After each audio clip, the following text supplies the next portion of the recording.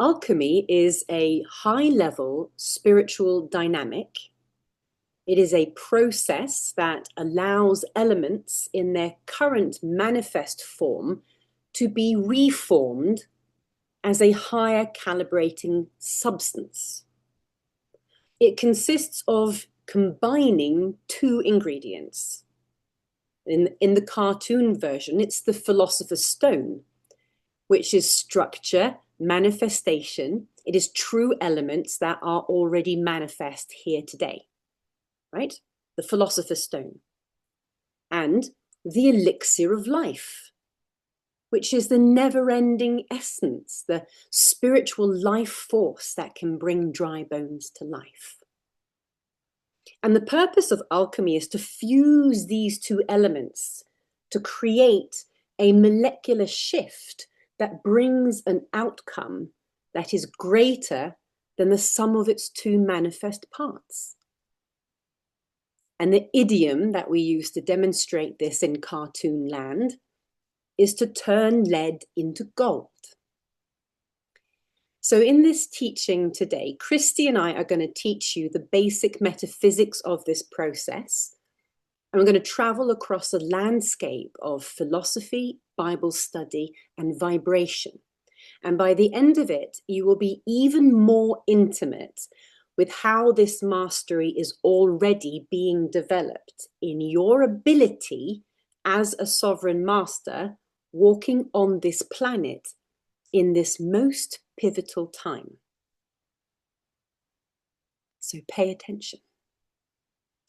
Now, I could tell you thousands of stories about how I've experienced alchemy.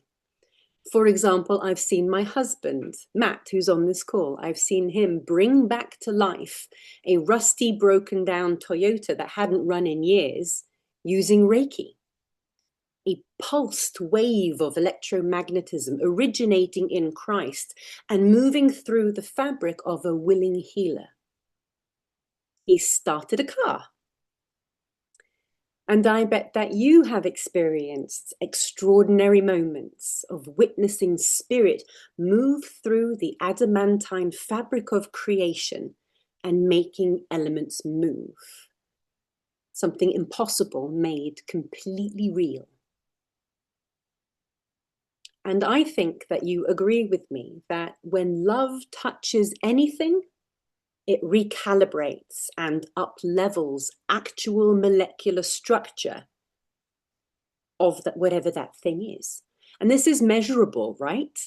This is a very well-known fact. Most of us know the work of Masaru Emoto. He's the one who photographed ice crystals and showed us that when we speak evil over water and we say, you are bad, judge, judge, judge. And if we do that before we freeze it, then the frozen crystals arrange themselves into horrible disjointed shapes that seem to have no meaning. And when we speak love over the water before we freeze it, you are beautiful, you are wonderful, you are worthy, then those crystals arrange themselves into beautiful fractals of order and harmony, like snowflakes in infinitely unique forms. Is there anyone here who hasn't seen the study? It's okay, but I think that most of us have. I think we all actually know that love causes the crystalline fabric of creation to order itself in beautiful and harmonious ways. And the Maharishi effect is another known example. It's very well documented that when a group of people like us here in the Oasis, when a group of people like us come together in say, transcendental meditation, then there's a dramatic drop in crime rates in the surrounding region.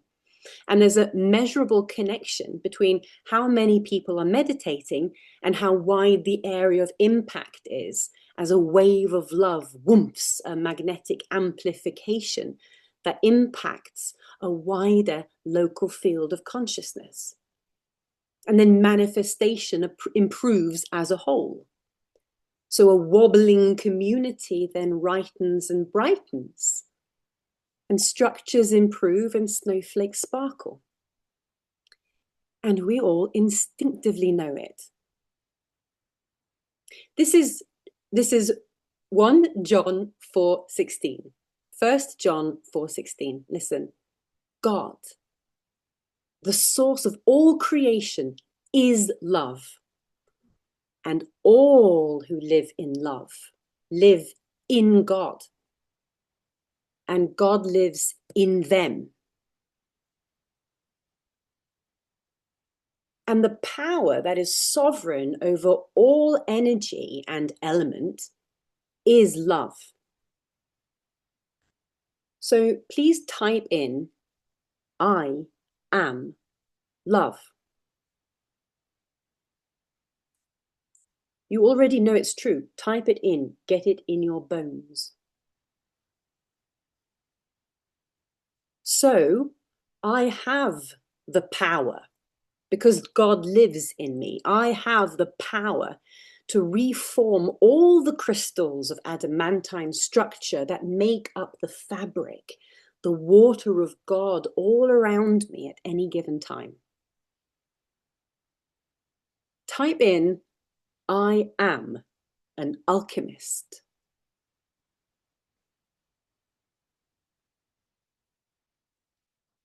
Yes, Steph is an alchemist. Jess is an alchemist.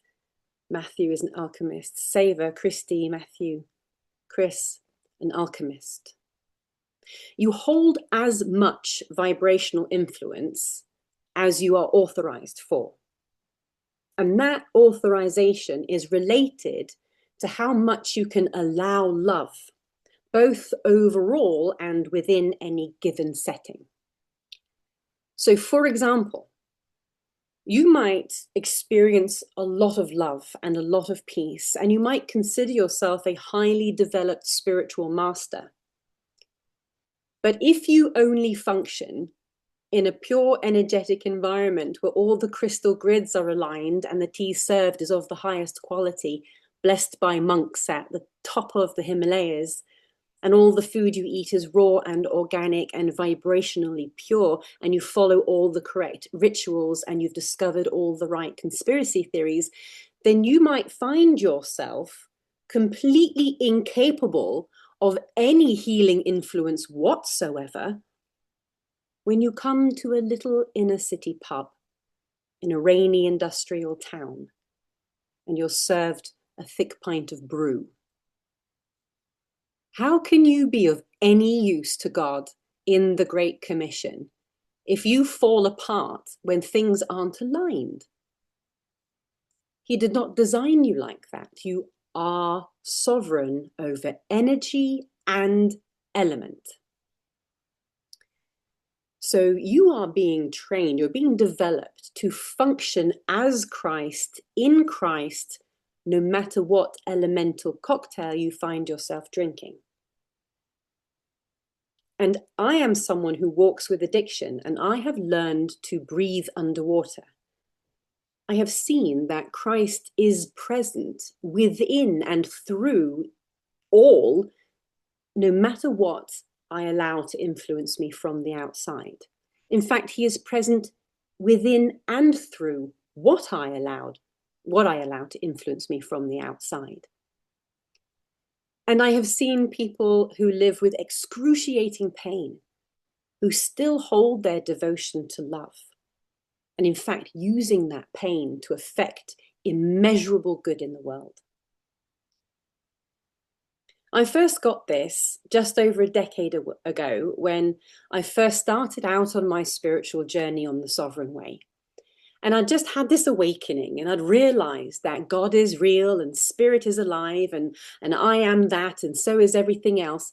And I was consuming everything that I could about spiritual knowledge, about esoteric systems and alternative religions and the correct diets and conspiracy gospel and all that stuff. And I had come to the conclusion that we individually and collectively have to undergo a process of purification as evolving souls, which means we need to be pure in mind and in body and in action and in environment before we can ascend and become these little gods and one day go on to merge into one great oneness. and that different religions were just different ways of formulating that same universal truth.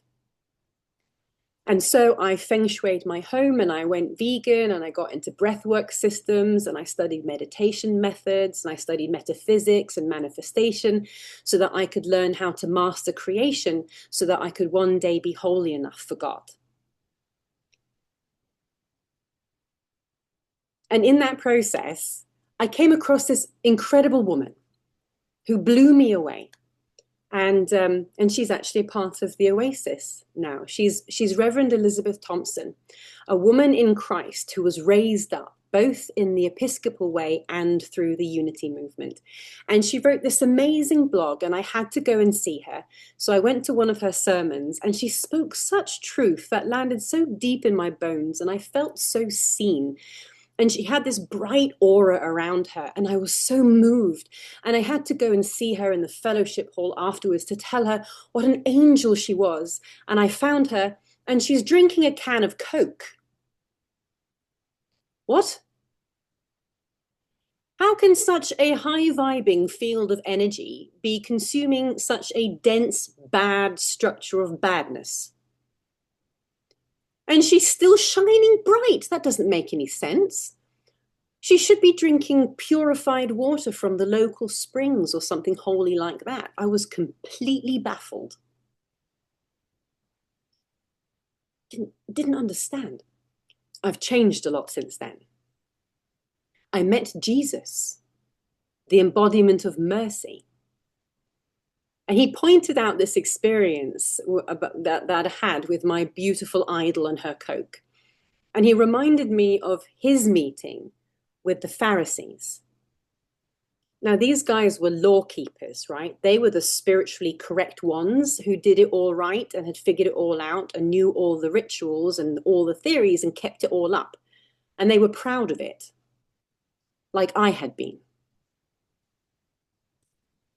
And then they saw Jesus and his disciples sharing a meal without washing their hands. And they were horrified, like I was. And then he leaned in and he told me, it's not what goes into you that defiles you. It's what comes out. And I discovered that Reverend Elizabeth Thompson was not this angel of perfection. She was a wild woman made of blood and bones, full of wisdom from deep stories of life, and a temper that can smash, and a judgment like a shrew, and a mind so innocently eager to know Christ that his love just pours through all of that anyway. Your sovereignty over element, as a consciousness born of love, allows you to sanctify any elemental structure around you. Make the ice crystals beautiful. And by the way, creation is always occurring. So you are always making crystals. And you are the sovereign word that speaks it into shape. But get this. It isn't by arranging what is. It isn't by manipulating the energy fields and the elements of creation to make relationships and experiences into the shapes that you think ought to be. That isn't alchemy. And of course, there's nothing wrong with seeking precision and order and excellence in the structures of our life. That is good. That's a part of it. But it's when these structures of your life are fused with the essence of life, when the philosopher's stone and the elixir of life meet, that's when alchemy happens. Woof. Woof. Like a ripple. It's your ability to love what is, not arrange what is, but to love what is. That mercy is the authority that woofs the alchemical process into being. And elemental particles change. Rooms brighten. Doors open. Friendships blossom. Your cooking elevates. Your hair thickens, your projects work out, your touch heals, your words edify, and they move elements into their divine forms. Jesus turned water into wine. Now, before, I could only hold my sovereignty, and I had developed a high level of spiritual mastery, but I could only hold my sovereignty if the environment was high vibe enough for me. And I was kind of proud of that. Because I'd figured out how the environment energetically resonates. Now, I can sit with my homeless friend and share a cheeseburger from Wendy's.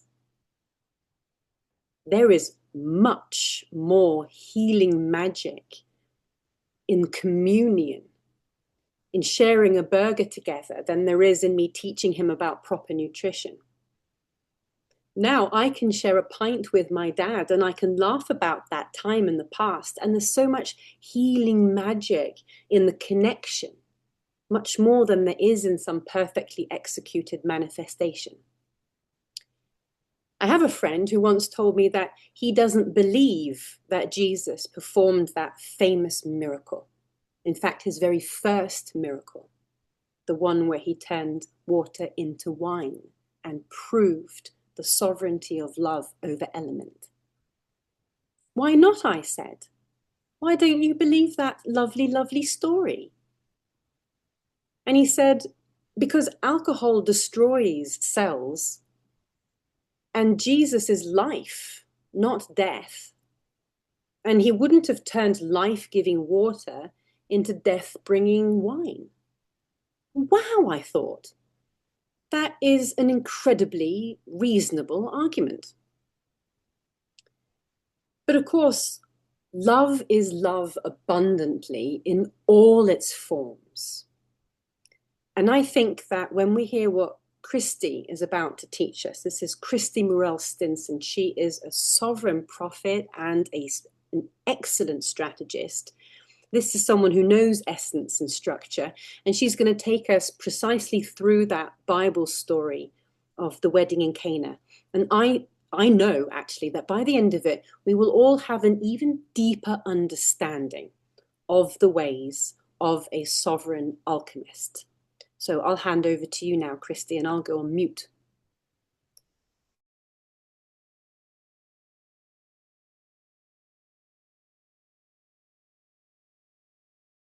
Okay, awesome. Thank you, Elizabeth. You know, I read this story with new eyes. It's a story that I've heard so many times in my life, or read it when I was doing some Bible reading, and it just really came alive today. And so I hope it does for you as well. I'm going to be reading from the testimonial narrative of John the Beloved. This is also known as the Gospel of John. And the Gospel of John stands apart from the other three similar writings, which would be Matthew, Mark, and Luke. And so I really recommend and encourage you to read chapters 1 and 2 in their totality so that you can really understand the context of what happened here. So now we have a story of a wedding. And this wedding took place at a specific time in a specific place. And that was in Cana, which is in Israel, and is one of the most vivid demonstrations of divine alchemy recorded in Scripture, a moment where the ordinary was infused with the extraordinary to reveal the glory of God through a human being. To really comprehend the context here, okay, we want to take a look at the book, The Sovereign Way, that Elizabeth has provided, and you can get that book on Amazon. If you look in the Sixth Mastery, Alchemy, this is defined not as manipulative magic, but as the sacred fusion of essence and structure, as she just taught us. So like the structure of a clay pot, holding water, ready to become new wine, fit for the greatest celebration of all time, that is soon to come. Like the structure of a cocoon, holding the caterpillar that is ready to become a new creation butterfly, free to fly in innocence, wise as a serpent, harmless as a dove, and carry that essential grace of Christ to others while being nourished by the beautiful, sweet creation around it. This union of structure and essence creates a molecular shift in creation, elevating the vibration and form to align with sovereign truth through grace, restoring what is to divine design fit for purpose. So here's Jesus demonstrating this. And let's just read it together. So this is John 2, 1 to 11. And I'm going to first read from the King James. On the third day, there was a marriage in Cana of Galilee, and the mother of Jesus was there. And both Jesus was called and his disciples to the marriage. 1. When they wanted wine, the mother of Jesus said to him, "They have no wine." 2. Jesus said to her, "Woman, what do I have to do with you? My hour is not yet come." 3. His mother turns to the servants and says, "Whatever he says unto you, do it." 4. There were set 6 clay pots or water pots of stone after the manner of the purifying of the Jewish tradition, carrying 2 or 3 firkins, which is 20 to 30 gallons each. 5. Jesus says to them, "Fill the water pots with water." 6. They filled them up to the brim. 7. He says to them, "Draw out now and bear it unto the governor of the feast." And they took it to him. When the ruler of the feast had tasted the water that was made wine, and he did not know where it came from, but the servants who drew the water knew, the governor of the feast called the bridegroom and said to him, "Every man at the beginning of a wedding sets forth best wine. And when everybody is very well drunk, then that which is worse is brought out, right? But you kept the good wine until now." This beginning of miracles did Jesus in Cana of Galilee and manifested forth his glory, and his disciples believed on him. So I'm just going to skim through this in the New Living Translation because it's a little more plain. And I did paraphrase a bit as I read. On the third day, there was a wedding celebration in the village of Cana in Galilee. And Jesus' mother was there, and Jesus and his disciples were also invited. 1. The wine supply ran out during the festivities. So Jesus' mother, seeing this, has absolute precocious compassion and says to him, "They have no more wine." 2. "Dear woman, that is not our problem," he replies. "My time has not yet come." 3. But his mother told the servants, "Do whatever he tells you." 4. Standing nearby were 6 stone water jars used for Jewish ceremonial washing. Each could hold 20 to 30 gallons. 5. Jesus told the servants, "Fill the jars with water." When the jars had been filled, he said, "Now dip some out and take it to the master of ceremonies." 7. The servants followed his instructions. When the master of ceremonies tasted the water that was now wine, not knowing where it had come from, though of course the servants knew, he called the bridegroom over. "A host always serves the best wine first," he said. "But then, when everyone has had a lot to drink, he brings out the less expensive wine. But you have kept the best until now." To go a little deeper into the divine symbology of these 6 clay pots that were sitting there ready to serve the religious ceremony of washing your hands and face to be clean, here's a nice deep side note. Take a look at Paul's teaching to the ecclesia at Corinth. Paul says, "But we have this treasure in earthen vessels, that the excellency of the power may be of God and not of us." That's in 2 Corinthians 4:7. So I'm just dropping that as a way for you to go a little deeper. So on this third day that echoes resurrection and new creation, this wedding feast in Cana runs dry of wine. Wine is a symbol of joy, covenant, and abundance. Take a look at Isaiah 25, 6 through 8, and read about the Messianic banquet. So here we have the Divine Mother, Mary, declaring a crisis. She goes straight to Jesus and tells him what's up. There's no more wine. She's implying that there is a depletion in the structure of the celebration. Jesus responds, well, don't you know this is not my appointed time yet? But he responds to her precocious compassion. She does not fear to make this request of him out of sync with appointed time. And once he heard her, she knows already that he's going to speak her request into existence. And she tells the wedding staff, do whatever he tells you to do, in full expectation of the right kind of miracle that's fit for purpose.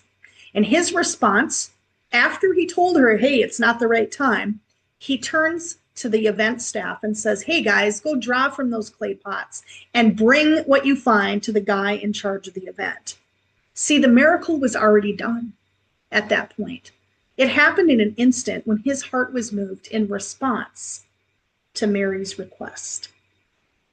So there's a real key there for you to unlock what we really can draw from this. Jesus doesn't have to make a show of this. Consider the simplicity of this story. There's no showmanship. Hey guys, watch me perform this amazing miracle, everyone. No, he just does it in an instant. It's already done. No ego, just love. No argument, just non-resistance. Simple, quiet authority in pure demonstration of authorized alchemy out of love for the people. Please read the rest of John's firsthand testimonial narrative, also known as the Gospel of John, and take in all 7 miracles that he records that all demonstrate this capacity that is now given to us through the Spirit of Christ. And so I ask you today, how can you demonstrate this kind of alchemy of love? And I'll close with this. In 2 Peter 3:11, I will loosely paraphrase what Peter says. Knowing that all matter will eventually dissolve, all structure will eventually dissolve in this universe. What kind of people should we be in the meantime as we follow Jesus and the sovereign way he demonstrated for us? With that, Elizabeth, I just hand it back to you. Wow. Wow. Thank you, Christy. Thank you. All right. So today we have learned that alchemy is a high-level spiritual dynamic that exists in the universe to up-calibrate the structure of any manifest adamantine substance as demonstrated by Jesus Christ at the wedding of Cana. And as your part of, or as the part, one part of your willingness to follow him and to join the commission to be love and do love for the people, you are being developed in the mastery of alchemy.